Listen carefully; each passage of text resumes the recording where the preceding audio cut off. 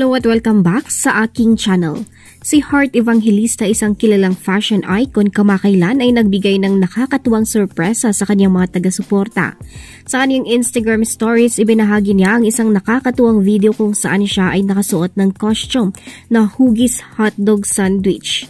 Sa kanyang edad na 38, hindi nagatubiling isuot ni Heart ang kakaibang kasuotan sa loob mismo ng isang tindahan. Sa kanyang pagiging masayahin at maligaya, hindi lang siya nagmukhang hotdog sandwich, kundi naglakad pa siya na tila isang modelo na nagrarampa. Ang kanyang kalakasan at kakaibang forma ay nagdulot ng tawanan at tuwa sa kanyang mga taga-suporta.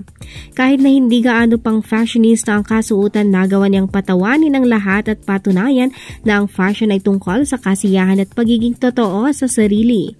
Si Heart Evangelista tunay na reyna din ng kakaibang fashion. Dagdag pa niya sa caption na pag iyon umano ang suot-suot niya sa mga fashion events ay baka hindi na siya masya-shadow banned. Kung nagustuhan niyo po ang video ito ay huwag kalimutang mag-like, comment, share at subscribe para sa iba pang mga